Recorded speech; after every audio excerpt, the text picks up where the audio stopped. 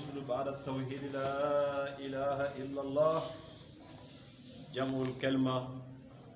وتسوية الصفوف المسلمين بالمحبة والرحمة،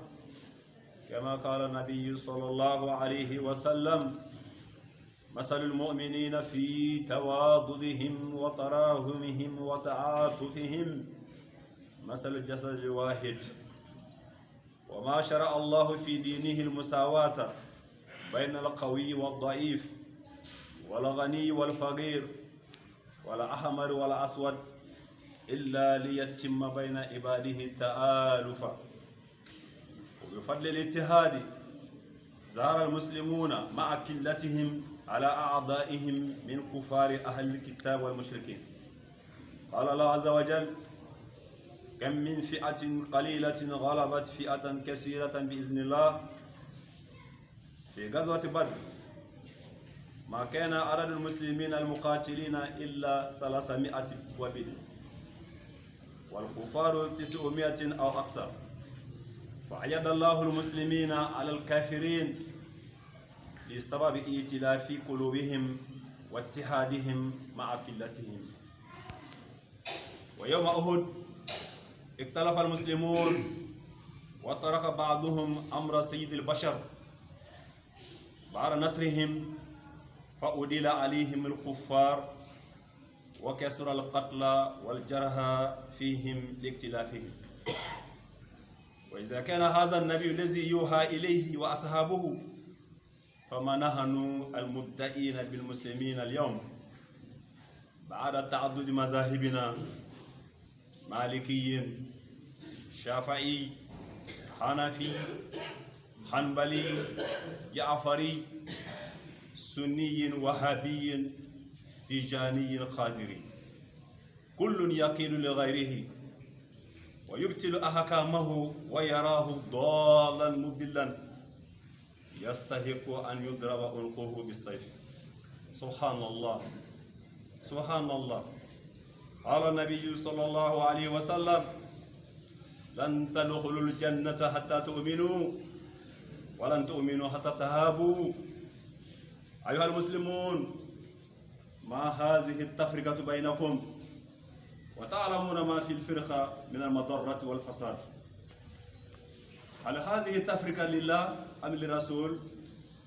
إذا كانت للشيطان وللدنيا وللجاه والتعصب فقد قصرتم خسرانا مبينا. فلنبادر التوبة قبل الندم فنصلح ديننا ودنيانا. قال الله عز وجل: واعتصموا بحبل الله جميعا ولا تفرقوا. وقال النبي صلوات الله وسلامه عليه: ألا أخبركم بأفضل من درجة الصلاة والصيام والصدقة؟ قال: إصلاح ذات البين. إن هذه تذكرة فمن شاء اتخذ إلى ربه سبيلا وما تشاءون إلا أن يشاء الله رب العالمين.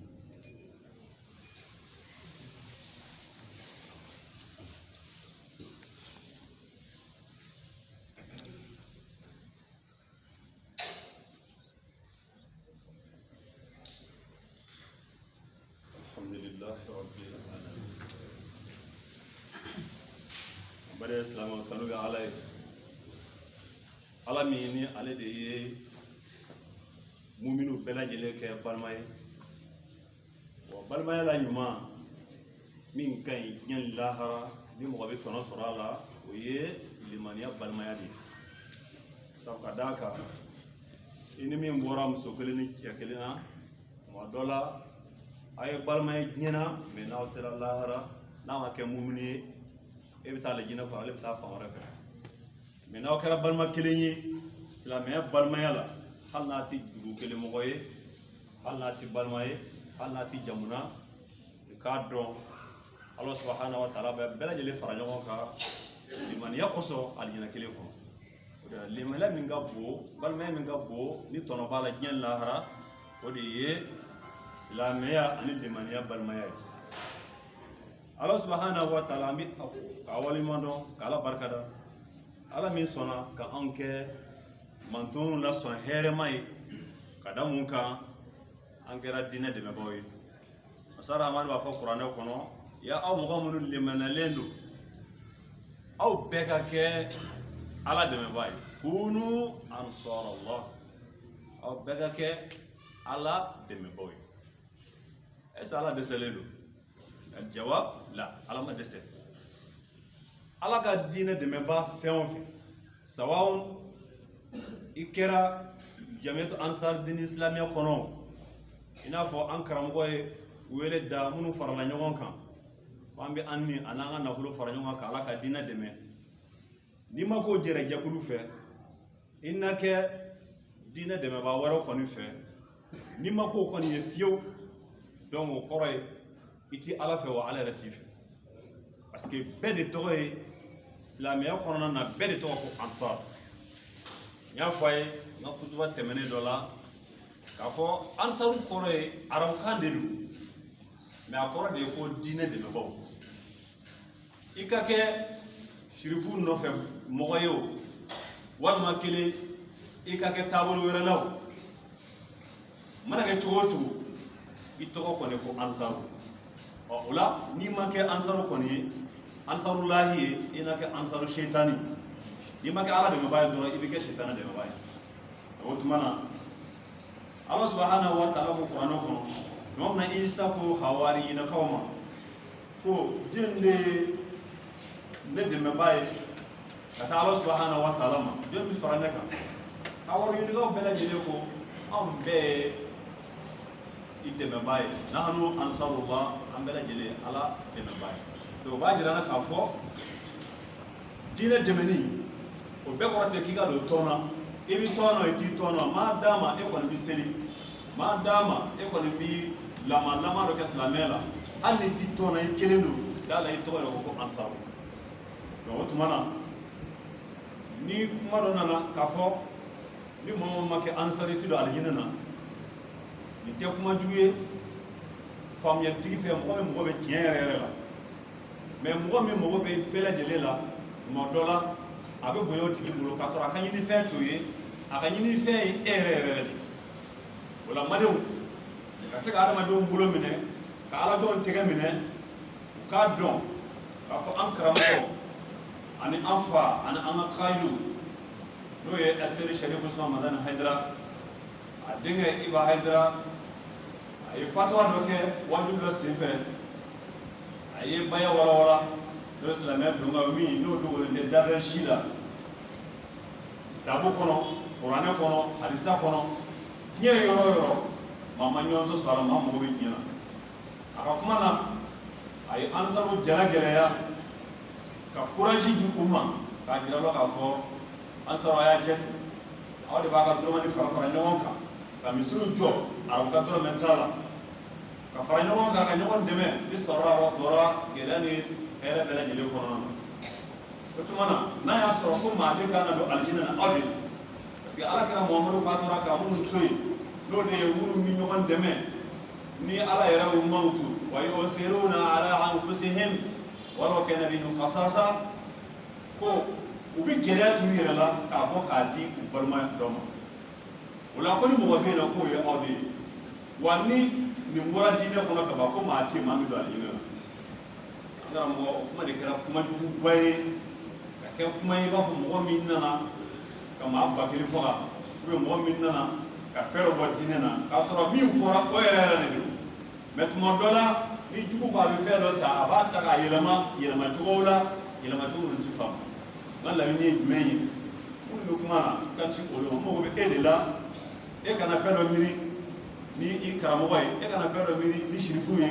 k'a fɔ a tiɲɛ nin kelen ni fɔ ko ma ye kuma dɔw fɔ ko kelen a bɛ kɛ sababu ye ka ala ba i ka fɛn bɛɛ la donc an k'a dɔn ala yɛrɛ de ko kuranɛ kɔnɔ k'a fɔ isa ko tuma min na jɔn de ye ne dɛmɛbaa ye ka taa ala ma hawariyinakaw bɛɛ ko nahanu ansarullah wa n'i ma kɛ di ala dɛmɛbaa ye i bɛ kɛ sitanɛ dɛmɛbaa ye wa maa o maa ko la ilaha illallah muhammadu rasulullah da la i ye diinɛ dɛmɛbaa de ye i b'a ye min fɔ n'o ye ibrahim hayidara n'i ma kɛ ansaru kɔni ye tɔn kɔni kɔnɔ na minnu fana bɛ ɲɔgɔn kan k'u kan o kɔni n'i ma kɛ o ye i na k'i yɛrɛ dama ansaru kɔni n'i ma ko i na kɛ ansaru sheitana ye n'o sheitana dɛmɛbaa ye fa iyazu billah o kumana kuma a ka se ka faamuya nin ko ninnu tɛ kɛlɛkɛ ko ye silamɛw bi ne ka taa janime kɔnɔ tuma dɔ la b'a kɔnɔ yɛrɛ n'u ma tugu ka segin o kɔ ka sababu kɛ nin farafarali camanba ninnu ni kuma ninnu ye bɛɛ de sigin bɛ ka ɲɔgɔn ma kow kɔnɔ ka se ka ko dɔ kɛ dɔrɔn ne ko ta ka ɲɛɲini mɛ k'a sɔrɔ kɛlɛkɛko caman bɛ yen mɔgɔ minnu bɛ ka nin kumaw fɔ an ma mɔgɔ siw la ko min ye ne ti kɛ ka wulikajɔ kɛ ka baaraso dɔ ci kɔrɔ kelen ka kuma dulɔso dɔ kan walima kelen buguridalaw kolonifililaw turabutigiw ka taa se a fana jinɛtigiw ma an ma maa si ye ko min ye duloki bɔ ka da a ka kutuba la ka kuma nin n'a ɲɔgɔnnaw kan jamana bɛ ka halaki mɔgɔw bɛ minɛ k'u kan tigɛ maa kɛmɛ ni maa bi caman bi fa sɔgɔmada kelen an m'u ye k'u ye kutuba kɛ nin kelen si la k'a koya in jira mɛ mɔgɔ min ko a da la dɔrɔn ko n'i ma kɛ ala dɛmɛba ye k'i ti don ale ɲɛna o de ye nkalon ye o ti nkalon ye o ye wulibali de ye an ti sera o la wa o de ye wulibali ye n'i ma kɛ ala dɛmɛba ye i sitanɛ dɛmɛba ye wa mɔgɔ ma kɛ an sabu i ti don ale ɲɛna wulibali dalu ba kɛmɛ b'an bolo a la mɛ nin ko kun ye jumɛn ye an ka se ka aw la aw dusukun sabati a k'a dɔn fili ma kɛ wa min fɔra aw yɛrɛ de don bil adillati al khatiya an b'a ɲini ala fɛ ya rabbi ala ka fɛn ɲuman d'an ma an bɛ seereya k'a fɔ ma si tɛ ala kɔ a kelen don nin ɲɔgɔn tɛ ala ka seereya kɔrɔ k'a fɔ an kuntigi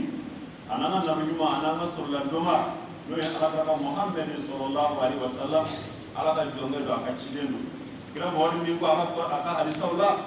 ko aw dɔ la kelen ti limaniya abada fo i bɛ min fɛ i yɛrɛ kun ye k'o kabini bali silamɛ lama ni hadisa in wallahi kira nin ti kuma kun fɛ ni nin hadisa in kɔni kɛra wulibali wa o de do fana ngali na ala la alijinɛden ka dɔgɔ kosɛbɛ wallahi ni kutuba de sanfɛ ni ala ka mɔgɔ min jɔyɔrɔ la ni hadisa in kɔni kira de ye nin fɔ wa ni nin sabatira wallahi i bɛ ɲaga maa caman na i b'o fɔ a disi ka taa jaabi kɔnɔ aw dɔ ti kɛ mun ye fiyewu fo i yɛrɛ bɛ min fɛ i b'o ka i silamɛ ɲɔgɔn ye an ka ɲɔgɔn lajɛ est ce que n'a sɔrɔ anw bɛ ɲɔgɔn fɛ mali silamɛw kɛ tan dabaloko kɛlɛ ɲɔgɔn nɛni ɲɔgɔn sabote ni min taara Maroc u t'o diinɛ ta ka na n'a ye ni min taara Égypte u t'o diinɛ ta ka na n'a ye ni min taara Makatal Mukarama Arabie Saoudite u t'o diinɛ ta ka na ni min taara Iran u t'o diinɛ ta ka na n'a ye ka bɛɛ kafiriya ka mɔgɔw kɔ don ɲɔgɔn ma mɛ min bɛ kuranɛ kɔnɔ o ti ta ka fɔ dɛ i yɛrɛ bɛ dumuni sɔrɔ min na i ka buuru sɔngɔ i bɛ kuma n'o de ye ka mɔgɔw kɔ don ɲɔgɔn ma mɛ ala ta y'a kɛ kuranɛ ti yɛlɛma dɛ bayi a bɛ kuranɛ kɔnɔ yɔrɔ bɛɛ lajɛlen la mɛ kuma ma kɛ o bila la kɛrɛfɛ parce que o ye intouchable ye maa tɛ se ka kɛ o la mɛ an y'a ye furu kɛra furu minnu kɛlen ka ca san 20 san 30 ye denw kɔrɔbayara ka ban o furu sara ko mun na ko burankɛ k'a bolo minɛ o kɛra ka nin jamana in kɔnɔ la ilaha illallah an bɛ se k'an sigi ka nin ko ninnu filɛ k'an ti kuma an bɛ kuma saya ye kelen pewu dɔrɔn de ala k'an kisi sa wɛrɛ saya ma salon saya kɔrɔlen ɲɔgɔnna ma ayi o ti kɛ fiyewu ni sara tɛ a banna wallahi ni saya kɛra wajibi ye mɔnɛ ko da bɛ hɔrɔn ka sa i si dilan kan ni mɔnɛ bɛ kuma su ni mun ye parce que n'i ma se ka kuma tiɲɛ kɛ kuma n'i ma kuma waati kuma yɛrɛ bɛ tigɛ i la o la an bɛ wele bila ala jɔn bɛɛ ye e ni ne an ka ala kɛra ka nin halisa e k'i yɛrɛ lajɛ ala tan kira ko aw dɔ ti kɛ mun ye fiyewu fo i bɛ min nkalon i yɛrɛ ko i k'a kan ni silamɛ ɲɔgɔn ye an bɛ cogo di nkalon la ɲɔgɔn na ɲɔgɔn ka baaraw tiɲɛ ni ɲɔgɔn mamutu tiɲɛ hasidiya bɛnsɔngɔniya bɛɛ sigi bɛ k'i bɛrɛ ka mɔgɔ dɔ kɔnɔ dɔrɔn a ka ko ni dɔ kɛ dɔrɔn i k'o ta k'o yala diɲɛ k'a magoya e nana izata lillahi jamiya o ye ala de ta ye ni ala ye maa min ko i tɛ se k'a dɔgɔya i ɲuman bɛɛ i ka segin i kɔ i ka tubi i ka segin ala ma ka tugu a tigi la n'i ma tigɛ a fara la wa mɔgɔ ma sara ka mɔgɔ dɔ hasida k'i dusukun na ala a ye dɔnnibaw ɲininka a la segu n'a lamini bɛɛ mɔgɔ ma sara k'a sɔrɔ mɔgɔ dɔ bɛ hasida k'i dusukun na hali ni sara zara ti bi layi ti la ti do fiyewu n'an y'an ka maa ye na ye bi i t'a ye nin ko ninnu a bɛɛ dulomɛ nin la jama de b'a bolo nin tɛ ala jama ye nin sitanɛ jama de ye baya ko ye nin bɛ an ka baya kɛlɛ e ye mɔgɔ dɔ kɛlɛtɔ la fo ka tila ka taa ala ka kuranɛ a y'a yɛrɛ kɛlɛ subhanallah silamɛya in gɛlɛyara dɛ mɛ an ka kuma in bɛɛ kun ye mun ye ka se ka e dusukun ko i bɛ sira min kan parce que siɲɛ dɛdɛlen nkalon kumana bɛ s'a la dɛ woni ka ambulan la lahara amsi ni kuma ga ala nyako on ti afan yin ala de ya gere ka anjo ya woni ala ka kiyan na ba fo do bi be ni mo ka kai asumena sa an ala ka kiyan ne ko vien aha ala ma be dan ba kam mais ne fana ti kiyan yin di je mani fi ma do ka bonyo na kala kili ko bi ko salama to na siga wa na chemene do kala isigi me lay bi bula lay bi bulo shiro fiye wulila ka ba kala mi ma ba ala do de bado jonu musa ba wati ni ala ka baba bali do ala ka dambe do do de ni quelques minutes be ka na bu ko hali ti musoni de wi billah mais mun ba am tan jara gele ala ya ayyuhal insan ma gharraka bi rabbikal karim الذي خلقك فسواك فعدلك في أي سورة ما شارك أنا ما بيجي جرا على الله كسر جاتنا من تكلم كنا بقولنا يمين تقولي مو من تكلم كنا بقولنا يمين يمين يجي فيها من أنا سي على جون أمو بأنا أمو مي على كلا أمو مي على أمو مي على كبرنا أمو مي استراتولا أي رأيني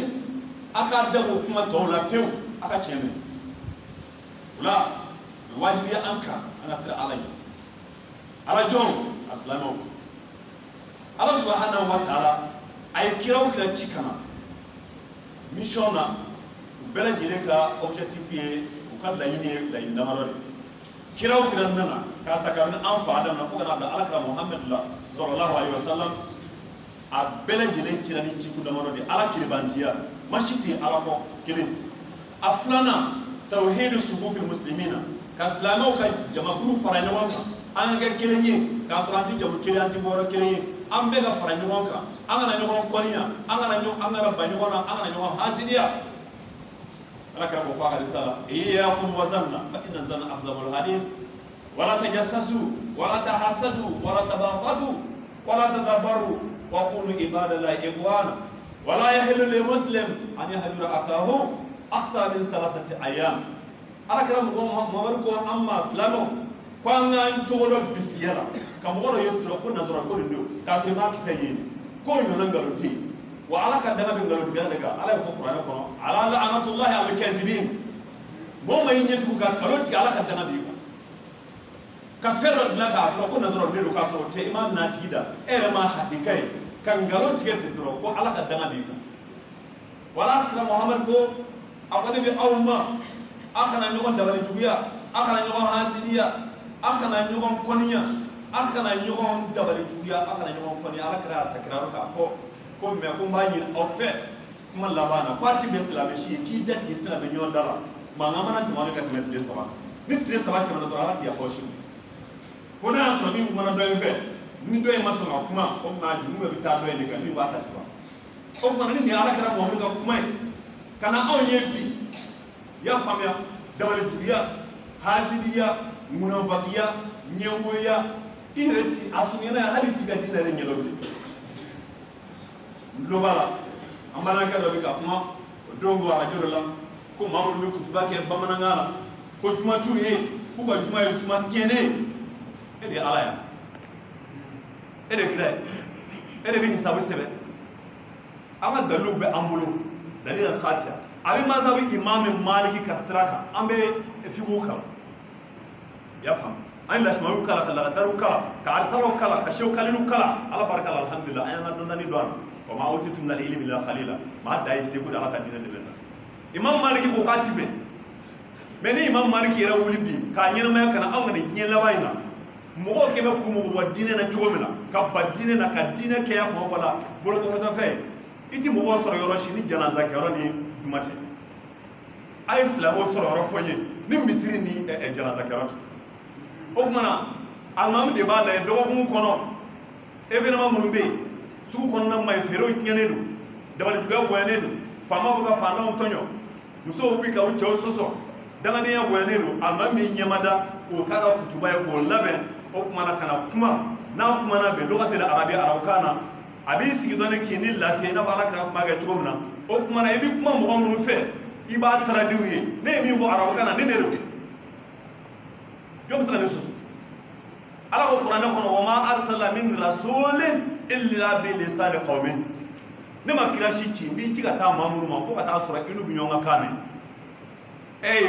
kira chinois misali yala ibla la ka taa fɔ bara américain o bɛ taa mun de f'u ye mɔgɔ min bɛ yan min bɛ arabukan na o man ca e nana sigi mɔgɔw ye